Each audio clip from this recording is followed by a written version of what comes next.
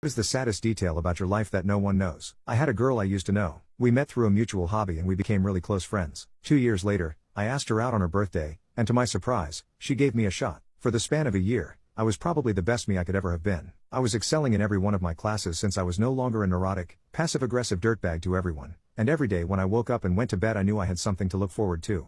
Sometime late at night, Labor Day, at about 2 in the morning, my friend calls me saying that something came up with her family and that not only had her parents forbade her speaking to us, but both of her moms and her moved to Puerto Rico. Her phone number rang dead, she didn't reply on Discord nor Skype, and I didn't even get to say goodbye. The first thought I had when something came up was that her family was just going there because they had property and family in Puerto Rico that they needed to take care of and they would be back in a few weeks or months. As for her parents forbidding her to speak with my group of friends, if I'm being honest, she disregarded whatever her parents said about us and would work time in her schedule to have our group of friends and me in her life, and this usually happened whenever she didn't completely ace her classes. Her parents were very strict in terms of her academics and I'm amazed she had time for schoolwork between how often she came over to my place or met up with our friends.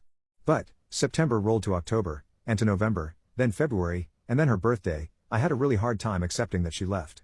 I had just gotten into a new school and struggled to fit in at first. It was a very hard 6 months. I had finally secured a group of friends in about April. Still, I called her phone, messaged and called her on Discord and Skype, and not a single reply, not a thing. I had not experienced a grief so great, not even when my grandfather had passed earlier that year, and I didn't burst into tears, I didn't start frantically searching, I just kind of went dark. The next day at school when this grief had set in, I said nothing to anyone, did my work and went home. I didn't cry, I didn't reach out to anyone, I just did what I usually did all day, but completely antisocial. I'd erected a 20-foot steel wall around myself. I fell into a slump and what had happened, combined with the fact my own mother had just lost her battle with cancer made me attempt to take my life.